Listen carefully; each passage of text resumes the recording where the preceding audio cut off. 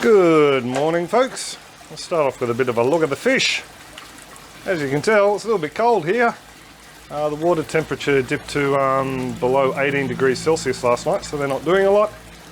I don't really have a lot to chat about aquaponics wise. Things are growing along. What we're talking about today is the landscape work. Thought I'd give you a bit of an update, do a bit of a quick tour around.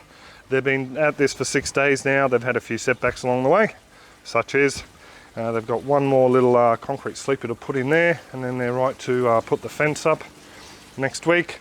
There's a few small things they've got to do, like put the drainage gravel and the ag pipe, slotted ag pipe behind there, and finish off the access port for the sewerage. That's where they can inspect the lines and that sort of thing.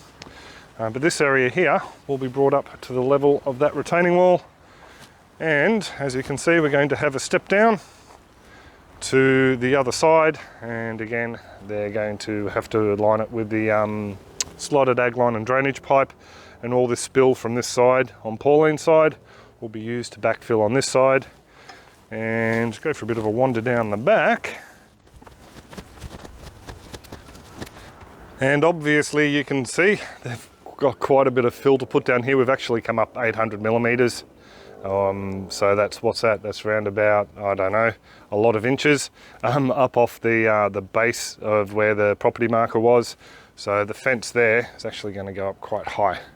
Down the back here, they've still got to fix up a couple of sleepers. I think one over there needs to come down a bit, but I'm sure they will sort that out. Over here, they have 1 or 2 more bays of sleepers to go to the neighbour's fence line, and then they're all sorted. As for what sort of fill we're going to use in here, we've had a couple of thoughts. A friend, actually, the son of the people where Dad's got his shed, he's an ex-Bobcat driver, and he suggested we get, at his own company, he suggested we get pool soil in. So when people dig out pools, the guys need to pay to dump it. So yeah, if we can get that in as a base layer.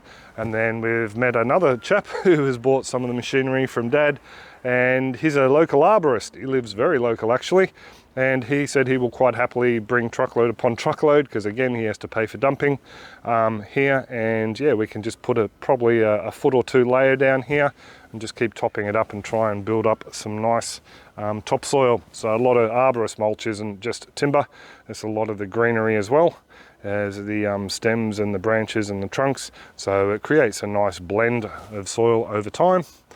These Chinese Celtis has been out of the ground for quite a while, and as you can see, it really doesn't want to die. So they're a very persistent weed. The garden in there is going okay. The blueberries didn't quite get fertilized when they should have before the next set of fruit, and I was going to repot them before this flush, but yeah, nothing's happened there much. A couple of berries and that's about it.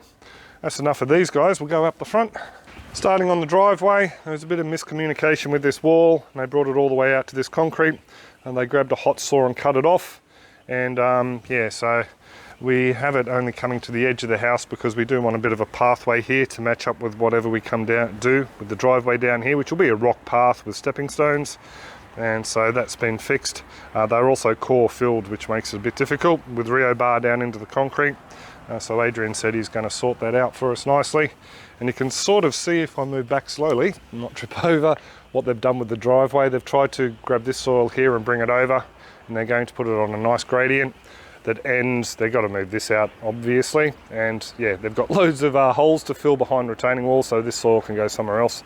But they've got to bring it down 10 mil or about 4 inches below the lip of the concrete there. Just because this is the area that Bianca would like to have lawn on the property, the rest being wood mulch. So that's yet to happen. Along the side here, they've almost got it sorted. A couple of sleepers, a couple of rails up. And what we're hoping for is 150 mil or 1.5 meters all the way down to this line here. And then we might go up to 1.80 meters, which is what's normally allowed along down the rest of the property. So we'll just wait and see. I think next door Bob, he wants to worry about helping us out, replace this fence down here. So this is just a temporary one for now, because I don't know how long it'll take. And apparently, yeah, we're going to be getting another pup soon. So we would like it to have a nice secure place to live. take you out the front for a bit of a gander. Had a bit of a miscommunication on Friday, and they decided to dump all the drainage gravel behind Bianca's car, so she's now landlocked, which is all right because we're taking that car out and cleaning out Dad's shed still. Oh, just quickly on that, we've almost finished the shed. So yes, I'll have more time to work on other bits and pieces soon for YouTube. So once the shed's finished, today's the last day for us to be in the shed. We will start working on the rest of the property, clearing that out over the next couple of weekends. But hopefully that won't be as demanding because we can only do that when their equipment's there to put it into the skip bins. So I'll be able to have some time off through the week to work on the website and the guides and videos for you folks. Out the front here, they did nick the water line down in here, which does happen, but you know, it's been repaired fully. There's no drips down there now. So they just left that post out mainly because it's would get in the way of them moving bits and pieces around, so that's the last post they'll put in. Retaining wall along the front, the idea of this is to stop the water, capture most of this water, let it sink and soak and go out and drain down the other end before it washes the retaining wall away that is underneath the front of the house. And we're going to set up a little bit of a probably a Besser brick end cap that goes around the edge of the concrete to funnel the water down the driveway. Let the plane go over.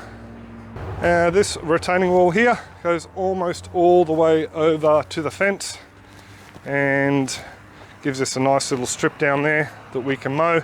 That fence is a little bit out of whack as well, so it needs to come in probably about 3 inches or 75 mil. No big drama, neighbours don't really mind. But yeah, so we thought we'd leave a nice big gap there so us or whoever buys this place, if we sell up, can run a mower down the side. And again, drainage and aggie line and all that sort of stuff down there. This will give us a nice flat area here, which I'm hoping to set up the asparagus in, build a purpose-built wicking bed system for the asparagus to go in. So that will give us a nice little ferny hedge come summer, and a couple of other trees out the front. I think we were talking about a dwarf macadamia as well. Along the front here, the large garden bed is almost sorted. They've just got to pop in these end bits up here. They've just kept all these small bits to last because they don't want to waste good sleepers, obviously. They're offcuts from the sleepers out the back and things like that, they'll pop in there. But all these garden beds along here will be ornamentals once they're filled. Things like grevilleas and bottle brushes and small flowers for the native wildlife, not only the birds but the possums and that sort of thing. I think flying foxes also like them as well. So that's where we're standing at the moment, folks. So we'll finish off with the fishies down here.